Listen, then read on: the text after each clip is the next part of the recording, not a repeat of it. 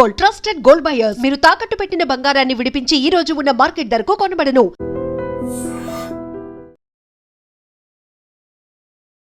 నమస్తే, welcome to I dream talking point with Kavitha.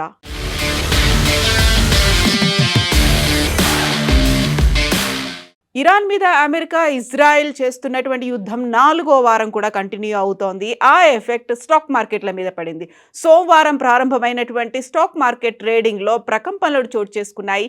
Nifty, Sensex సూచీలు ఒక్కసారిగా కుప్పకూలాయి. నిఫ్టీ 50 ఏకంగా 392.90 పాయింట్లు పడిపోయింది. సెన్సెక్స్ 1200 పాయింట్లకు పైగా పతనమైంది. ఆల్ టైమ్ కనిష్టానికి చేరుకుంది.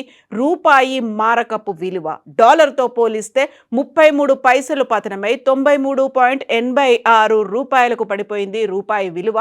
పశ్చిమాసియాలో ఘర్షణల నేపథ్యంలో మరింత పతనమైంది రూపాయి విలువ. అంతర్జాతీయ మార్కెట్ల బలహీన సంకేతాలకు తోడు దేశీయంగా నెలకొన్న అనిశ్చితితో ఇన్వెస్టర్లు భారీగా అమ్మకాలకు మొగ్గు చూపారు. ఫలితంగా నిఫ్టీ, సెన్సెక్స్ కీలక మద్దతు స్థాయిలను కోల్పోయి భారీ పతనాన్ని నమోదు చేశాయి. ఈ భారీ పతనం వల్ల ఇన్వెస్టర్ల సంపద దాదాపు 5 లక్షల కోట్లు ఆవిరైనట్లు అంచనా వేస్తున్నారు మార్కెట్ రంగ నిపుణులు.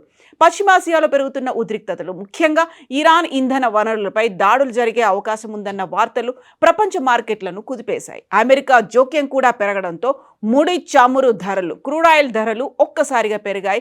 ఇది భారత్ వంటి చమురు దిగుమతి చేసుకునే దేశాల ఆర్థిక వ్యవస్థపై ప్రతికూల ప్రభావం చూపుతుందన్న ఆందోళనతో ఇన్వెస్టర్లు భారీగా షేర్లను విక్రయించారు. అమెరికా అధ్యక్షుడు డొనాల్డ్ ట్రంప్ విధించినటువంటి 48 గంటల అల్టిమేటం ముగియక ముందే ఇరాన్ మరో సంచలన నిర్ణయం తీసుకుంది. హార్ముజ్ జలసంధిని ఓపెన్ చేయడానికి 48 గంటల డెడ్ లైన్ విధిస్తున్నాను అంటూ డొనాల్డ్ ట్రంప్ గతంలోనే ఒక సంచలనమైనటువంటి ప్రకటన చేశారు. హార్ముజ్ జలసంధి గుండా వెళ్లే ప్రతి నౌక నుంచి ఏకంగా $2 మిలియన్, అంటే భారత కరెన్సీ ప్రకారం సుమారు 18 కోట్ల టోల్ ఫీజు వసూలు చేస్తున్నట్లుగా ఇరాన్ అనౌన్స్ చేసింది. ఇప్పటికే కొన్ని నౌకల నుంచి ఈ డబ్బును వసూలు చేసినట్లు కూడా వెల్లడించింది. అమెరికా అధ్యక్షుడు డొనాల్డ్ ట్రంప్ హర్ముజ్ జలసంధిని వెంటనే తెరవాలని, లేని పక్షంలో తీవ్ర పరిణామాలు ఉంటాయని 48 గంటల గడువుతో అల్టిమేటాన్ని జారీ చేశారు. అయితే ట్రంప్ హెచ్చరికలను ఇరాన్ బేఖాతరు చేస్తూ ఈ టోల్ వసూళ్ల ప్రకటన చేసింది. ఒకవేళ అమెరికా తమ దేశంలోని విద్యుత్ కేంద్రాలే లక్ష్యంగా భీకర దాడులు చేస్తే తాము ఇజ్రాయెల్కు చెందినటువంటి ఇంధన, విద్యుత్ వసతులను ధ్వంసం చేస్తామని ఇరాన్ ప్రతి సవాల్ చేసింది. ఇరాన్ ఇజ్రాయెల్ యుద్ధం ప్రపంచవ్యాప్తంగా చమురు సెగలు పుట్టిస్తున్న వేళ అమెరికా సంచలన ప్రకటన చేసింది. ఇరాన్ శత్రువులను తుదముట్టించడానికి మా దగ్గర నిధుల కొరత లేదు, ఎంతైనా ఖర్చు చేస్తామంటూ సాక్షాత్తు America treasury chief Scott Besant ప్రపంచ దేశాలకు సంకేతాలు ఇచ్చారు.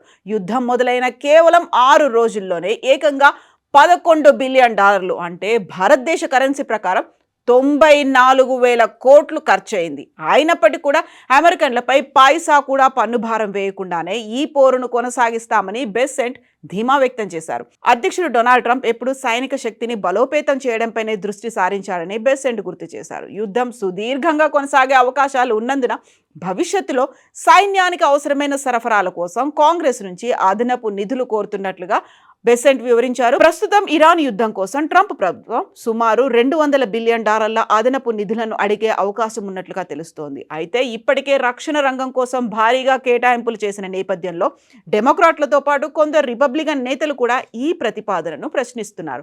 గత నెలలోనే ట్రంప్ సుమారు $840 బిలియన్ భారీ రక్షణ బడ్జెట్పై సంతకాలు చేశారు. ఖరీదైనటువంటి ఈ యుద్ధం 6 రోజుల్లోనే $11 బిలియన్ ఖర్చు అవడం మీద ఇప్పుడు ఆందోళన కూడా వ్యక్తమవుతోంది. ఇరాన్తో జరుగుతున్న ఈ పోరాటం గతంలో ఇరాక్, ఆఫ్ఘనిస్తాన్ యుద్ధాల కంటే ఖరీదైందిగా మారుతోందని ఒక అంచనా అయితే ఇప్పుడు ప్రపంచవ్యాప్తంగా జరుగుతోంది.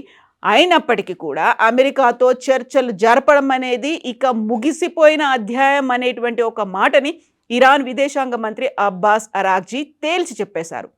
గతంలో వాషింగ్టన్తో జరిపిన చర్చలు తమకు కేవలం విశ్వాసఘాతుకం, చేదు అనుభవాన్ని మాత్రమే మిగిల్చాయని అరాగ్జీ అంటున్నారు ఇకపై అమెరికాతో ఎలాంటి రాయబారాలకు ఆస్కారం లేదని ఒక స్పష్టమైనటువంటి ప్రకటన చేశారు. గతంలో అమెరికాతో కుదిరినటువంటి అణు ఒప్పందం నుంచి అమెరికా ఏకపక్షంగా వైదొలగడాన్ని ప్రస్తావిస్తూ అరాగ్జీ ఈ వ్యాఖ్యలు చేశారు. ఇచ్చిన మాటపై నిలబడే నైజం అమెరికాకు లేదని, కేవలం మోసపూరిత ధోరణి ప్రదర్శిస్తోందని అరాగ్జీ అంటున్నారు. అమెరికా అధ్యక్షుడు డొనాల్డ్ ట్రంప్ విధిస్తున్న 48 గంటల గడువు, అల్టిమేటం వంటి బెదిరింపులకు ఇరాన్ లొంగిపోదనే మాటని స్పష్టం చేస్తున్నారు. తమ దేశ ప్రయోజనాల పరిరక్షణకు ఎలాంటి నిర్ణయం తీసుకోవడానికి సిద్ధమైనా ఇరాన్ సంసిద్ధంగా ఉంటుంది అనేటువంటి మాటని హెచ్చరికలుగా ఇప్పుడైతే వెల్లడిస్తున్నారు. యాక్చువల్గా 4వ వారం కూడా కంటిన్యూ అవుతోంది. 3 నుంచి 4 వారాల్లో ఈ యుద్ధం ముగిసే అవకాశాలు ఉన్నాయని గతంలోనే డొనాల్డ్ ట్రంప్ చెప్పినటువంటి నేపథ్యంలో ఇది ఇంకెంతకాలం కొనసాగుతుంది, ఎంతకాలం కొనసాగినా తమకు నిధుల కొరత లేదనేటువంటి మాట అమెరికా చెప్తోంది. బట్ అక్కడున్నటువంటి కాంగ్రెస్ కావచ్చు, అక్కడున్నటువంటి ఇతర నేతలు, ప్రజలు మాత్రం దీని మీద ఆందోళన వ్యక్తం చేస్తున్నారు అనేటువంటి మాటలు అయితే వినిపిస్తున్నాయి.